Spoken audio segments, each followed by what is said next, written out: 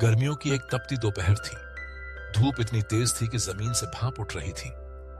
गांव के बाहर एक पेड़ के नीचे नरेश बैठा हुआ था। उसके चेहरे पर पसीने की बूंदें और आंखों में डर साफ झलक रहा था। उसने पीछे मुड़कर देखा, कहीं कोई उसका पीछा तो नहीं कर रहा। उसकी सांसें तेज थीं और दिल धड़क रहा था, मानो छाती फाड़कर बाहर आ जाएगा। अब यहां रुकना ठीक नहीं, उसने अपने आप से कहा और उठ खड़ा हुआ। उसके पास बस कुछ पैसे और एक पुराना बैग था जिसमें कपड़ों के अलावा कुछ नहीं था। नरेश ने एक गहरी सांस ली और सड़क पर चल पड़ा। वह जानता था कि अब उसके पास लौटने का कोई रास्ता नहीं था। नरेश गांव के एक गरीब किसान का बेटा था। उसके पिता की छोटी सी जमीन थी जिस पर वे मुश्किल से गुजारा करते थे। नरेश पढ़ाई में होशियार था, लेकिन गांव के स्कूल में आगे की पढ़ाई का कोई इंतजाम नहीं था। जब वह 10वीं कक्षा में था, तभी उसके पिता की तबीयत बिगड़ गई। डॉक्टर ने बताया कि उन्हें दिल की बीमारी है और इलाज के लिए पैसों की जरूरत है। घर में पैसे नहीं थे। नरेश ने गांव के साहूकार से कर्ज लेने की सोची, लेकिन साहूकार ने शर्त रखी, अगर कर्ज नहीं चुकाया तो उसे अपने खेतों पर काम करना होगा। मजबूरन नरेश ने हां कर दी। कुछ महीनों बाद उसके पिता का देहांत हो गया। अब साहूकार नरेश और उसकी मां पर दबाव बनाने लगा। एक दिन जब साहूकार ने नरेश की बहन को छेड़ा तो नरेश का खून खौल उठा। उसने साहूकार के बेटे को पीट दिया। उस रात डर के मारे नरेश गांव से भाग निकला। उसे पता था कि अगर वह रुका तो साहूकार उसे जान से मार देगा। शहर पहुंचकर नरेश को एहसास हुआ कि यहां जीवन उतना आसान नहीं है जितना उसने सोचा था। उसके पास न तो रहने की जगह थी और न ही नौकरी। वह रेलवे स्टेशन पर सोता, दिन भर मजदूरी की तलाश में भटकता। कुछ दिनों बाद उसे एक छोटी सी दुकान पर काम मिला, जहां वह सुबह से शाम तक काम करता और बदले में मिलते थे 10 रुपए और एक वक्त का खाना।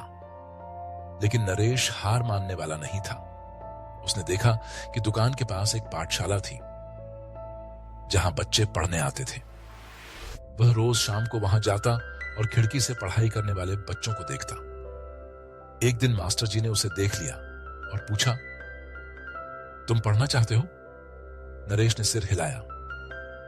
मास्टर जी ने उसे अंदर बुलाया और उसकी कहानी सुनी। उन्होंने नरेश को पढ़ाई जारी रखने में मदद की। नरेश दिन में काम करता और रात को पढ़ता। धीरे धीरे उसने 12वीं की परीक्षा पास की और फिर एक कॉलेज में दाखिला ले लिया। कॉलेज में नरेश ने कंप्यूटर साइंस की पढ़ाई की। वह हॉस्टल में रहता और छुट्टियों में पार्ट टाइम जॉब करता। उसकी मेहनत देखकर एक प्रोफेसर ने उसे एक कंपनी में इंटर्नशिप दिलवाई। नरेश ने इतनी मेहनत की कि कंपनी ने उसे नौकरी पर रख लिया।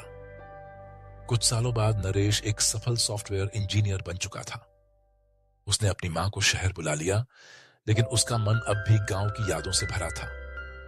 एक दिन उसने फैसला किया कि वह गांव लौटेगा। जब नरेश गांव पहुंचा तो लोगों को यकीन नहीं हुआ। वही नरेश जो कभी भाग कर गया था, अब एक सफल व्यक्ति बनकर लौटा था। सबसे पहले वह साहूकार के घर गया। साहूकार अब चेहरे तरफ बूढ़ा हो चुका था। नरेश ने उसे सारा कर्ज चुकाया और कहा, मैं आपसे नफरत नहीं करता, लेकिन आपकी वजह से ही मैंने संघर्ष करना सीखा। उसने गांव में एक हिस्से में एक स्कूल खोला जहां गरीब बच्चों को मुफ्त शिक्षा दी जाती।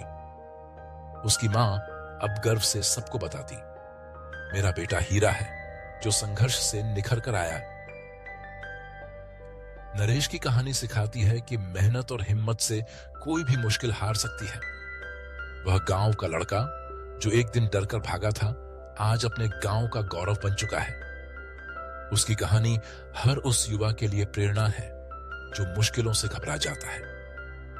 संघर्ष ही सफलता की सीढ़ी है और हार मान लेना ही एकमात्र असफलता। अगर आपको यह वीडियो पसंद आया हो तो लाइक करें, कमेंट करें और हां, ऐसे ही और वीडियो देखने के लिए हमारे चैनल को सब्सक्राइब जरूर करें और बेल आइकन दबाएं। अरे रुको, वीडियो पसंद आया तो लाइक ठोक दो और सब्सक्राइब कर लो, नहीं तो हम सपनों में भी आएंगे।